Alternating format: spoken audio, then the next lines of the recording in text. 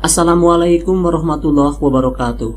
Sekarang tanggal 10 Ramadan, kurang 5 hari dari tanggal 15 Ramadan 1441 Hijriah yang dinanti banyak orang. Tanggal tersebut adalah kemungkinan terdekat terjadinya haddah atau suara yang sangat keras dari langit yang disebutkan akan terjadi pada pertengahan Ramadan malam Jumat. Namun ketika banyak orang terfokus pada masalah ini, ada yang dilupakan. Pertama, hadis-hadis tentang masalah ini sebenarnya tak pernah menyebutkan kapan tahunnya akan terjadi. Sementara berbagai hadis lain termasuk yang lebih kuat hanya menyebut peristiwanya terjadi di bulan Ramadan saja. Demikian pula yang disebut pertengahan Ramadan bukan hanya tanggal 15, tanggal 13 hingga 17 Ramadan juga bisa disebut sebagai pertengahan Ramadan.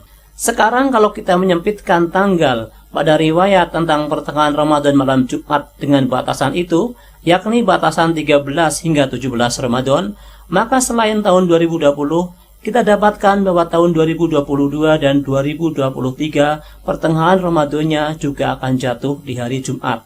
Tanggal 15 Ramadan tahun ini, yakni tahun 1441 Hijriah atau tahun 2020 Masehi, adalah yang paling ideal terjadi.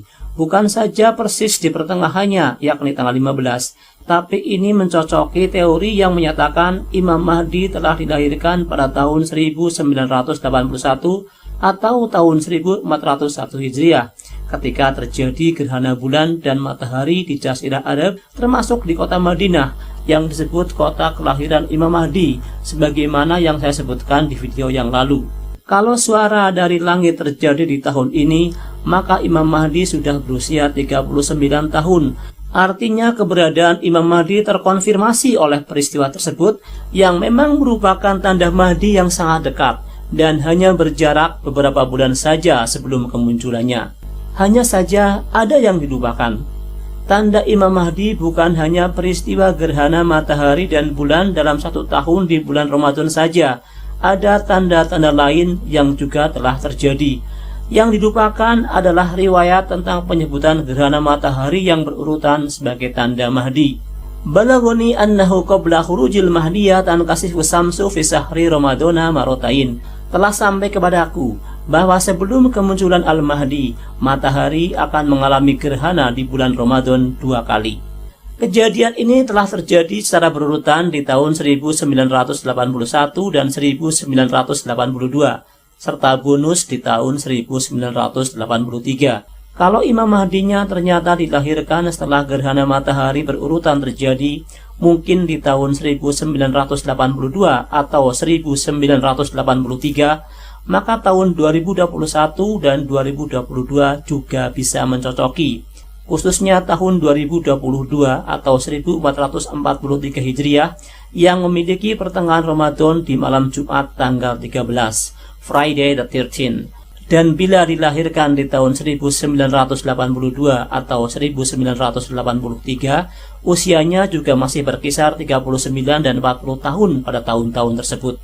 Saya tak mempermasalahkan petaka suara bulan Ramadan andai terjadi di tahun 2020 ini, karena kemunculan Imam Mahdi semakin dekat dan beberapa teori bisa dikonfirmasi.